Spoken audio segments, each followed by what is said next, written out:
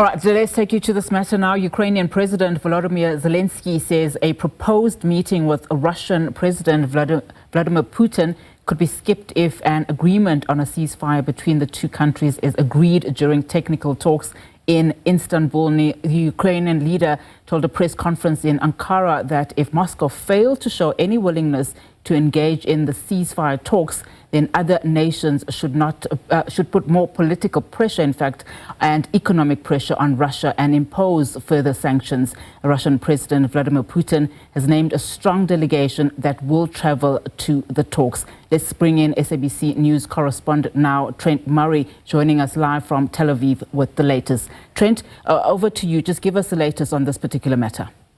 Yeah, well, that's right. We know much has been anticipated around these talks taking place in the Turkish capital. President Zelenskyy, in the past hour or so, has said that he is sending his defence minister to represent Ukraine at these discussions. Now, there is some back and forth right now between Kyiv and Moscow over just who would represent each side. President Zelenskyy, of course, throughout much of this week has been calling for direct negotiations with President Putin himself there. But we are being told by the Kremlin that President Putin has no plans to attend those discussions. So President Zelenskyy, I think, not wanting to meet with a more junior representative of the Russian Federation, which is why he has dispatched his defense minister. We saw earlier today President Zelenskyy have talks with President Erdogan, of course, in Turkey. He has said that he's very happy to be hosting these discussions and he's trying to do all he can to bring peace to this troubled conflict. We also know the Americans have got a seat at the table. US Secretary of State Marco Rubio is there, as well as President Trump's special envoy, a bit of a jack of all trades when it comes to conflict, Steve Witkoff. So look, we are closely watching all of this. Of course, there's been a lot of hope and desire, I think, for countries in the region that just maybe these two sides could see a pathway forward on